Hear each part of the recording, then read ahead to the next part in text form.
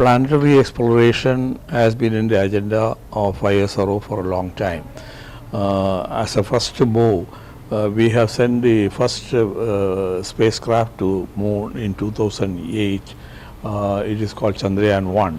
It carried a host of instruments for monitoring the surface features, minerals of the Moon, and also depositing the what is called the Moon Impact Probe, which carried Indian national flag to the Moon. This has been a great achievement, and unique finding from this is that there is presence of water in the polar region of the Moon. A follow-up of this is the Chandrayan-2, in which the spacecraft was sent around the Moon, and then again we tried to see a rover is taken down using a landing mechanism, and try to conduct local experiments by collecting samples and so on. That is Chandrayan-2.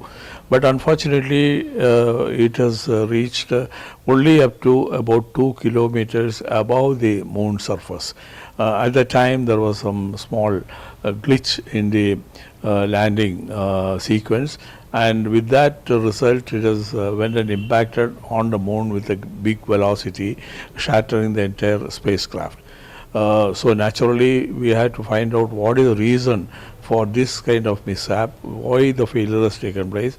All those aspects have been addressed by the ISRO team, and today a robust Chandrayan-3 is being prepared for launch, which will go within about 24 hours from now, and we hope that it will have a successful landing. It is an extremely complex mission.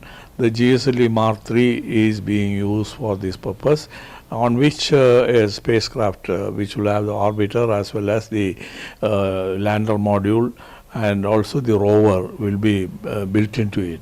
After the launch, it takes about a week or so to get into the lunar orbit. Then after calibrating all the instruments, etc., after a month, by about August 23rd or so, we will be ready for descent maneuver. The descent maneuver is going to be extremely difficult. We have to break the orbit of the Moon. From there, make the spacecraft descend very slowly and touch down in a soft manner on the surface of the Moon. After landing there, the rover will be uncovered and it will start moving around, collecting samples, carrying out chemical analysis, thermal analysis, spectral analysis, and so on. So that will give us a confidence as to the findings what we had from the Chandrayan-1 as well as Chandrayan-2 is concerned.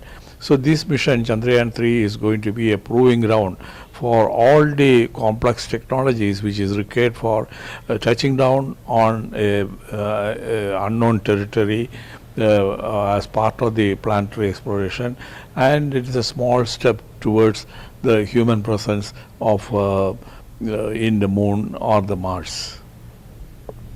Chandrayan-2, Chandrayan-3 certainly has similar objectives.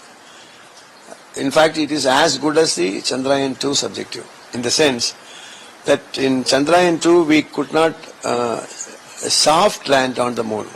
In fact, we had a crash landing.